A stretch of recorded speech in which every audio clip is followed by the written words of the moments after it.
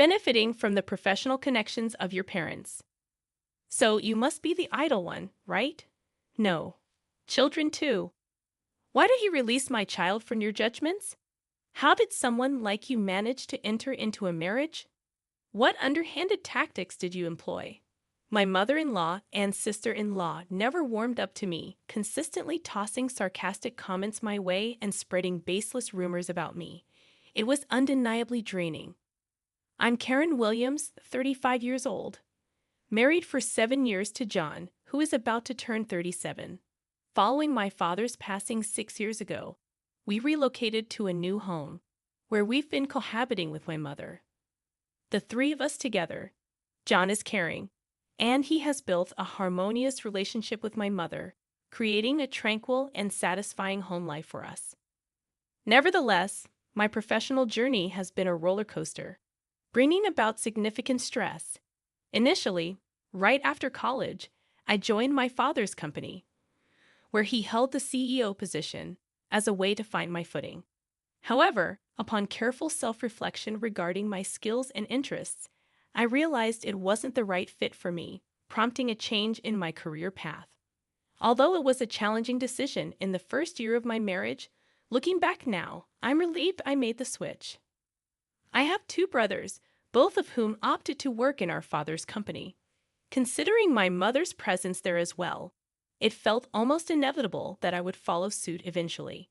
Given the company's specialization in electrical engineering, I pursued and earned my degree in that field before joining my father's business. With my entire family employed in the same place, I never questioned that this was where my future belonged. The initial phase wasn't without its challenges. There were whispers about me getting the job solely because of my father, rumors that, while anticipated, were nonetheless hurtful. Once my colleagues learned of my familial connection to the CEO, a noticeable distance emerged, and I often felt excluded. Despite my diligent efforts, my hard work was consistently viewed through the lens of riding on my parents' coattails, leading to frustration. My brothers encountered similar talk, but managed to validate themselves through their skills. Determined not to lag behind, I toiled hard to debunk the misconceptions and gradually ascended the success ladder. Despite being the CEO's daughter, my boss, who assessed our work performance, didn't cut me any slack. In fact, it felt like he held me to an even higher standard than the average employee. This made it clear that my promotions were solely a result of my efforts, a recognition that brought me great satisfaction.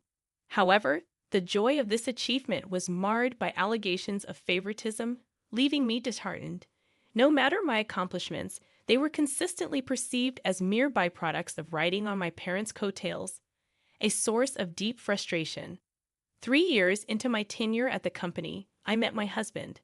As our relationship blossomed, I found myself facing disdain from some female colleagues. He worked for a company that collaborated with my father's, earning admiration for his competence and amiable personality. His substantial income only added to his allure in the eyes of many. Our paths had crossed even before we encountered each other at work. I frequently spotted him at the bookstore and library I frequented, leading to casual conversations. The coincidence of meeting at work surprised both of us. Our shared love for reading quickly blossomed into a relationship, triggering jealousy and gossip among my coworkers.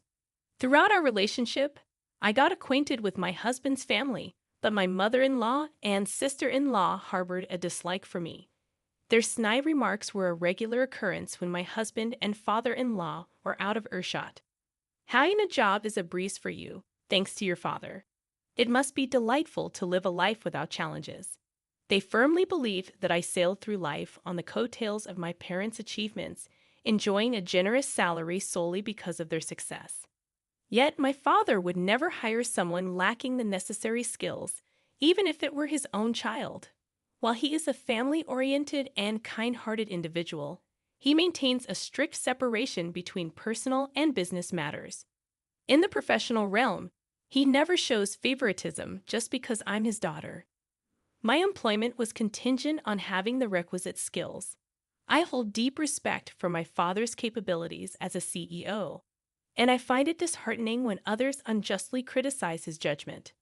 However, when I express this sentiment, my mother-in-law remains unmoved. Similarly, my sister-in-law persistently takes digs at me for supposedly riding on coattails, displaying resentment toward the close relationship I share with my husband. How on earth did someone as unremarkable as you manage to tie the knot? What kind of tricks did you play? My sister-in-law, seemingly even more bothered by me, probably due to her fleeting relationships, can't fathom how I ended up happily married to my husband. My sister-in-law, always impeccably dressed in what appears to be high-end fashion, undoubtedly catches eyes. However, her sharp personality appears to be a stumbling block in sustaining lasting romances. Later, I discovered that my sister-in-law attended the same college as my brother and had once confessed her feelings to him, only to be rejected. During a family gathering, they recognized each other, and when I asked my brother about her, he shared this tale. As his sister, I could proudly attest that my brother is earnest, hardworking, considerate of others, and has a keen interest in fashion. Perhaps that's why he was quite popular with the ladies. Knowing that my brother was such a man, my sister-in-law appeared to channel her frustration from his rejection, intensifying her harsh attitude. In response, I consciously kept my distance during moments with just my mother-in-law and sister-in-law. Furthermore, whenever I visited my in-laws and shared tea, it carried an off taste, as if something had been added. Though not visually apparent, it seemed my mother-in-law was purposefully serving me unpleasant food as a form of harassment. Initially, I dismissed it as my imagination, but when I caught her smirking maliciously and mocking me for my inability to appreciate the taste, I realized it was intentional. Their demeanor consistently turned sour or mean whenever I presented a friendly face in front of others. Consequently, I learned to navigate around them to avoid their snide remarks. When it came to the food served at my in-laws, I politely consumed as little as possible to prevent being perceived as rude. As for whether I lived happily after marrying my husband, the answer is not quite. Despite a good relationship with my husband, marriage brought about an escalation in workplace gossip compared to our dating days. The negativity at work intensified, and coupled with the ongoing harassment and sarcasm from my mother-in-law and sister-in-law, I found myself gradually losing my spirit. While I found fulfillment in my work, the toxic environment made me question its acceptability. Contemplating my future became a recurring theme, especially when my father passed away, and my brother assumed the role of CEO, sparking gossip about me being the CEO's sister. The shock of losing my father shattered my spirit, and I felt incapable of continuing at the company. Despite always envisioning a career at my father's company, I hadn't considered what type of job I might pursue next. Years of enduring gossip and sarcastic remarks had taken a toll on my self-esteem, reducing me to tears at the slightest provocation. Confused by my involuntary tears and unable to pinpoint the source of my sadness, I felt utterly lost. Witnessing my emotional state, my mother and husband expressed genuine concern and provided unwavering support. With their assistance, I gradually began to heal and sought guidance from my mother about charting a new path for the future. I've been contemplating trying a different job, but I don't think I possess any particular skills. Is there anything suitable for me? I expressed my thoughts, feeling a wave of despondency, convinced I had little to offer, as I asked my mother in a disheartened tone. To my surprise, she responded, "Karen, you've always had a passion for reading and writing stories, haven't you? I believe a job involving writing would be well suited for you." Her words triggered a recollection. It was true. I had always been an enthusiastic reader, excelled in liberal arts subjects during my school days, and actively participated in the literature club, where I found joy in writing novels and poems. The memories of those times filled me with a sense of happiness. I still cherished reading books to this day. Encouraged by my mother's insight, I began seriously considering a career in writing. Upon introspection, I acknowledged that a career in electrical engineering wasn't the right fit for me. My mother had consistently urged me to choose a job I loved since my student days. However, I failed to grasp it back then. It seemed my mother understood me better than I understood myself. With newfound clarity, I decided to embark on a fresh journey and set my sights on becoming a novelist, beginning my career in writing. Nonetheless, as a novice, finding work proved challenging, and I found myself depleting my savings every day while diligently facing my computer, immersed in writing. In the initial stages, my motivation stemmed from proving others wrong, but now my efforts are driven by a desire to fulfill my own aspirations. Despite the obstacles, I derive more satisfaction from the process. I invest more hours in crafting stories than I did during my tenure at a company, dedicating the majority of my day to the creative process. Over time, my income grew, reaching the point where, by the second year, I matched the salary of an average office worker. Though less than my previous earnings in the fourth year, one of my novels received an award and was published. This led to a contract with a publishing house, establishing a consistent flow of work. By the fifth year, a hit novel catapulted my earnings beyond my husband's substantial salary.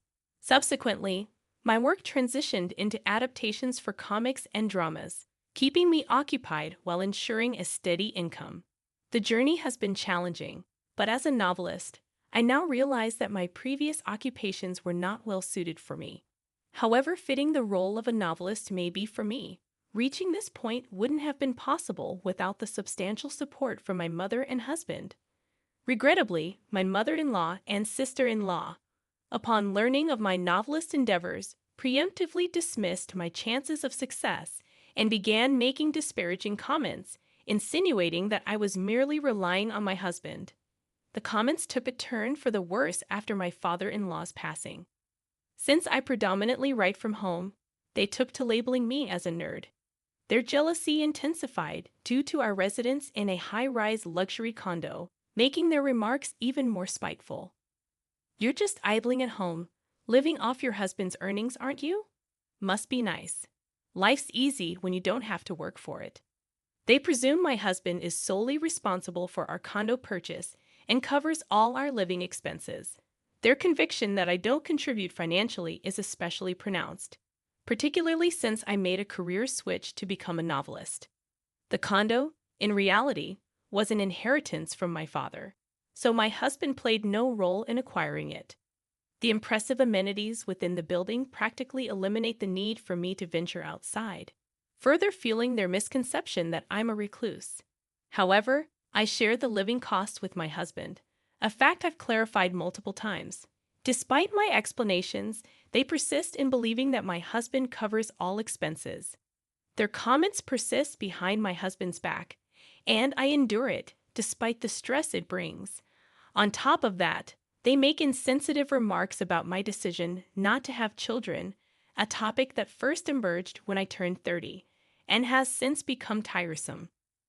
Now, at 35 and still childless, I find myself growing concerned.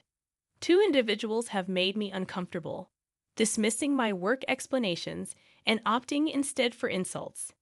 In response, I discreetly sought advice from my mother and husband. During my time at the company, I refrained from seeking advice until I reached a breaking point. Learning from that experience, I made a conscious effort to communicate early on, particularly with my mother. Since the two individuals in question are part of my husband's family and maintain a facade of decency in front of him, I chose to convey things to him in the gentlest terms possible. "You don't need to handle those two. I'll take care of any meetings or communications with them." He was well aware of the challenging period I was going through. Recognizing my emotional instability due to backbiting, he made an effort to minimize my interactions with them, ensuring I didn't have to face them more than necessary. Thanks to him, the instances of enduring their snide remarks diminished. Yet there were moments when their malice still affected me. Nevertheless, the knowledge that I had allies in my mother and husband swiftly aided in my recovery. Regarding the matter of not being able to have children, my mother, who had me at an older age, reassured me that there was no rush. "It's simply not the right time yet. I had you later in my life, so there's no need to worry, don't you think? I won't stress about it too much, and I'll patiently wait. Conversations with my mother, considering my current workload and the negativity from those two, led me to believe that I couldn't afford to have children at the moment.